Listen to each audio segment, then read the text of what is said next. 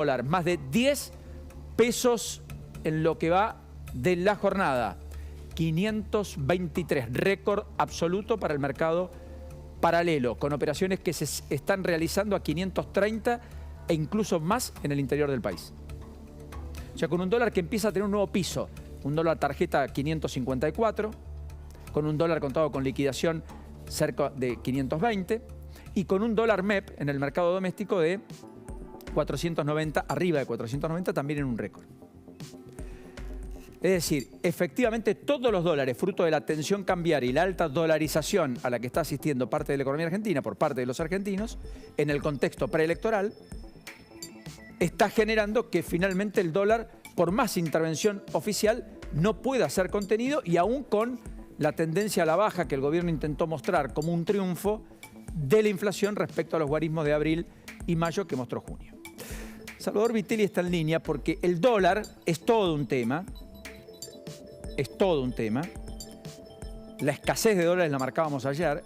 Es una de las paradojas argentinas, porque Argentina es un país que carece de dólares en el Banco Central, pero que fuera del Banco Central los argentinos están más dolarizados que cualquier otro país del mundo.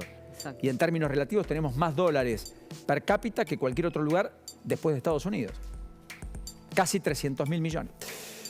Bueno, Salvador Vitelli es alguien que trabaja mucho sobre la estadística y que viene marcando algo que me gustaría poner sobre la lupa, que tiene que ver con que lo que informa el Banco Central como saldo al final de cada día respecto a las compras o ventas en las intervenciones que hace, luego termina siendo corregido y en la mayoría de los casos de forma desfavorable al Banco Central por el propio Banco Central. Salvador, ¿cómo estás? ¿Qué decís? El gusto de tenerte. ¿Qué tal, Paulino? ¿Cómo te va? Buen día. Buenas tardes. Gracias por la invitación. Faltaba más. Contame un poco qué es lo que estás viendo y si quieres mostremos los gráficos que acompañan lo que Salvador nos pueda contar o relatar, porque has sido definitivamente muy asertivo en marcar un aspecto que no todos teníamos claro, el desvío entre informado y confirmado de las intervenciones del Banco Central con esta lógica que vos allí expusiste en Twitter. Sí, allí es un análisis de todo este año, básicamente, entre lo que informa el Banco Central que interviene en el mercado de cambios oficial y luego lo que se confirma vía datos oficiales también del Banco Central, pero con un lag de 4 días, 3 días hábiles normalmente. Pero ¿qué pasa? Se comenzaron a notar muchas desviaciones entre lo que comentaba el Banco Central en el día, en la rueda. Por ejemplo, hoy comenta que compró 49 millones de dólares, pero al mismo tiempo vendió yuanes. Antes no hacía esa desagregación de monedas, sino que siempre informaba de manera uniforme. Decía, hoy compró o vendió tantos divisas, siempre pensando en dólares.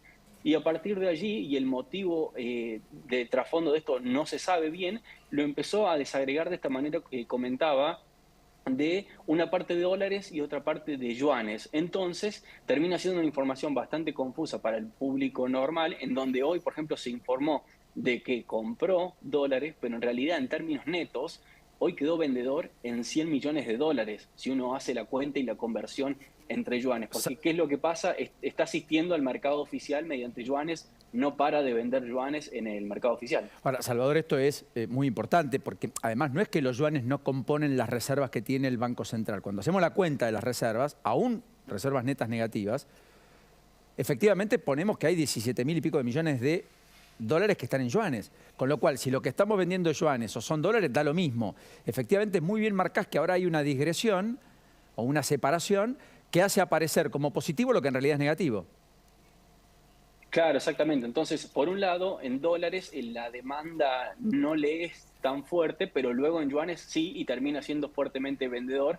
Y esa es la parte de la película que por allí termina siendo, bueno, bastante confusa porque se están usando yuanes de una manera bastante notable. Hoy se vendieron por 100 millones en términos netos, pero en yuanes significó una venta de 150 millones. Entonces, hay que tener en cuenta todas las variables y además el uso que estamos haciendo y cómo afecta esto en las reservas, porque como bien comentás, en la medida de que el Banco Central se va desprendiendo de yuanes, esto significa que las reservas netas caen. ¿Por qué? Porque en definitiva dejan de estar en el activo del Banco Central, pero siguen quedando en el pasivo, porque es una deuda latente que el Banco Central tiene, que en algún momento la vamos a tener que afrontar y seguramente será con dólares. Entonces, son dólares que estamos postergando a futuro, pateando el problema hacia adelante. Es extraordinario lo que contás, Salvador. Mostremos la otra placa que me sorprendió para que también un poco nos la desgloses, porque son dos aspectos que te observé tuitear de manera recurrente y recojo el guante y lo quiero exponer con los que nos están observando, porque son temas delicados, pero que técnicamente los estás explicando muy bien. Massa dijo que había un récord de inversión extranjera directa en millones de dólares en la Argentina. Sin embargo, en la cifra 2022, que es la última barra, vos encontraste una inconsistencia. ¿Me la explicás y nos la contás? Bueno, eso en términos sintéticos, lo que pasó allí fue que en el comunicado que se hizo dentro de los tweets de la gestión actual, se hablaba de un incremento interanual del 123%, si mal no recuerdo, y de que el stock de inversión extranjera directa era de esos 15.000 millones. El problema de allí, que no estaba aclarado, es que el 57% de esos números que estaban mostrando en realidad corresponde a deuda con casas matrices que estaban tomando las empresas argentinas. Que es, Entonces, esa barra roja que hay, que es la más amplia de las tres barras que se encuentran. exactamente. Y no solamente que no se mostraba en términos netos, esto por allí ya es un poco más técnico, pero no solo que no se mostraba la inversión directa en términos netos, sino solamente lo que vino, no lo que salió, sino que además se mostraba también con estos datos sin desagregarlos, porque en definitiva, de que vengan dólares, pero porque las sucursales de aquí se están endeudando con casas matrices, habla más del cepo importador, cepo cambiario y además que no puedan girar dividendos a sus casas matrices, que realmente la inversión extranjera directa que está entrando. Si uno mira lo que entra por el Banco Central en inversión extranjera directa, estamos en mínimos. Entonces, allí hay que hacer la diferencia y ser bien claros con los números. Es impecable lo que decís, Salvador. O sea, el gobierno está teniendo dos problemas, que ahora empezó a trastocar los datos. O sea, tiene el problema de dólares, tiene el problema de la macro, tiene el problema de la negociación con el fondo, la tensión cambiaria en medio del año electoral, del propio candidato que además tiene que hacer el acuerdo y que además tiene que hacer la campaña. Pero efectivamente empezó a hacer cosas que hasta aquí no venía haciendo. Empezó a dar a conocer cifras de un supuesto balance cambiario diario que no es tal, y empezó a dar cifras económicas muy beneficiosas como buenas noticias, que en realidad tampoco son tales, porque más de la mitad de lo que se supone que es una inversión extranjera directa, en realidad es un financiamiento de la casa matriz a una importación que hizo una empresa en la Argentina que de otro modo no hubiera podido importar porque el central justamente no le habilitó los dólares y le dijo, páguenlo ustedes, de lo contrario no lo traigan. Y algún día alguien va a tener que devolvérselo. Será el próximo gobierno, serán en 2 gobiernos, pero se paga y esto está en el pendiente y es un pasivo, ¿correcto? Sí, sí, es exactamente así. Y el problema allí de la inversión extranjera directa es que, bueno, sí, se termina tergiversando la información, no se expone en términos netos y además no se hace estas aclaraciones pertinentes que en definitiva ayudan a entender realmente lo que pasa. Ahí en 2022 no es casualidad que crezca de manera rotunda la deuda con casas matrices cuando a partir de junio tuvimos una fuerte restricción en la parte importadora y un banco central obligando a importadores a financiarse con casas matrices, que en definitiva son dólares que en algún momento les va a tener que devolver y que probablemente esos capitales quizá vuelvan a volver a casas matrices. Entonces, es temporario.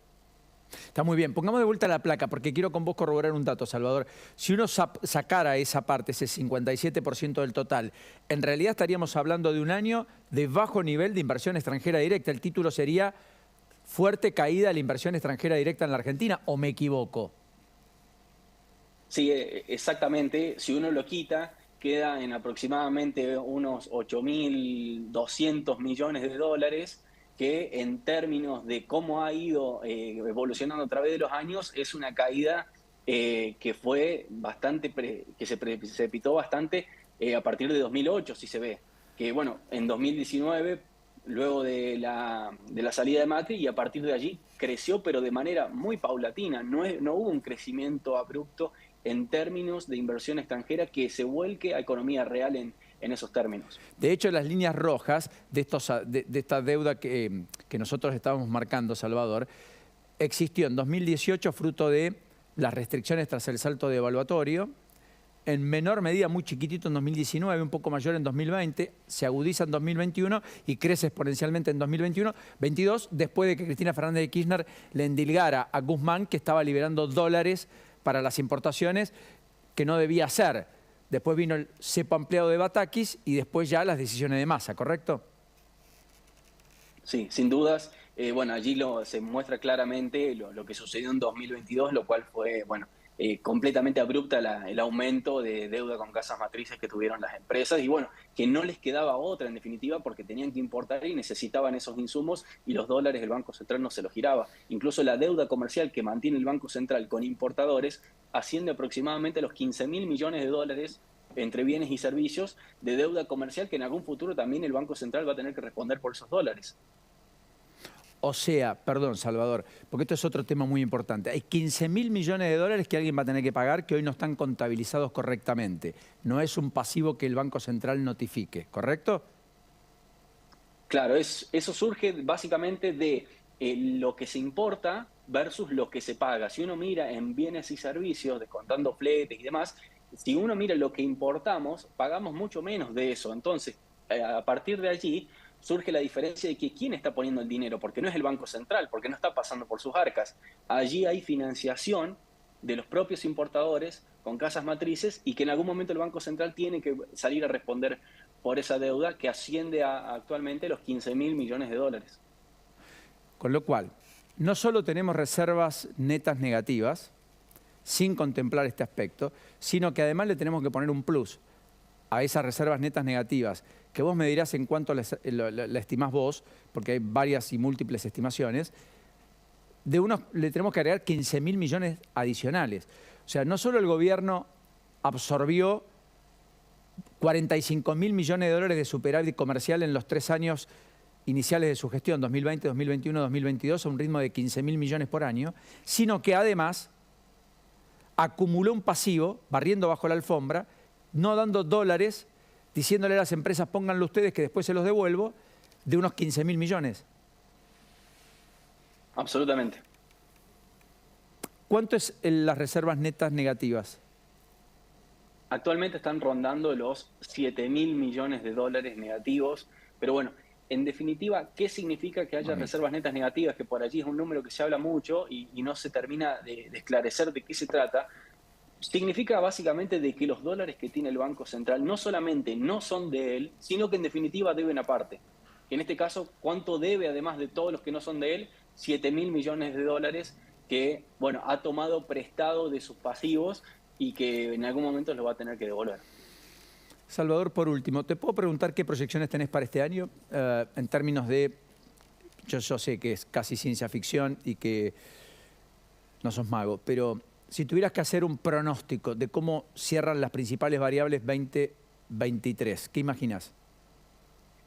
Y es muy probable de que vamos a una caída de 3 puntos del producto con un déficit fiscal con posibilidad de agravarse, cerrando en 3,5, 4% del producto y bueno, con reservas netas que probablemente puedan llegar a estar cerrando el año en torno a los 10.000 millones de dólares negativas, en la medida de que no haya un cambio o un cambio de sendero o noticia relevante dentro de lo que se está proyectando, porque en definitiva la situación con el fondo en términos netos para este año apenas era superavitaria en dólares. Entonces, la categoría de dólares de reservas netas que tenemos actualmente no tiende a mejorar demasiado solamente por el acuerdo con el fondo, por cómo está planteada la situación ahora.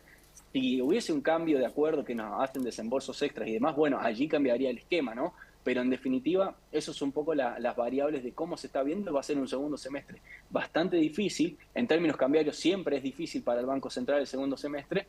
Y un primer semestre de 2024 que va a depender mucho de lo que suceda en las elecciones. Salvador, te agradezco enormemente, ha sido muy generoso. ¿Crees en el dato del 6% de inflación? Porque en algún momento yo, particularmente, aún con riesgo, con costos, no estoy observando que ningún técnico de los que respete me diga mirá, esto está trastocado. Así como estamos marcando todas las inconsistencias habidas y por haber respecto a los informes oficiales en cuanto a reservas del Banco Central, saldo comprador o vendedor diario, o incluso la idea de que acá explotaron las inversiones extranjeras directas, cosa que no ocurrió ni sucedió y que es a todas vistas muy palpable. ¿Ves que el INDEC cometió algún estropicio o finalmente decís, no, mirá, está justificado en lo que el propio INDEC dijo ayer? Personalmente no tengo motivos para dudar del dato, sin dudas que habrá llamado la atención a más de uno, pero no tengo sinceramente motivos para dudar de ese dato, teniendo en cuenta también de que tiene su fundamento y tiene su lógica, porque la inflación núcleo, que no comprende alimentos y energía, dio el 6,5. En definitiva, ahí, por cuestión de alimentos, la carne viene muy atrasada y demás, no es un dato que me llame soberanamente la atención como para pensar que estén ocultando información, le estén tergiversando, personalmente. Salvador, enorme abrazo y gracias por tu sinceridad, como siempre, y tu precisión y rigurosidad, que mucho valoramos. Gracias a ustedes por la invitación. Que tengan buenas tardes. Hasta la próxima. Ahí estaba Salvador Vitelli. Bueno, ¿qué pasa, querida Lourdes, con Luján? Sí, vamos a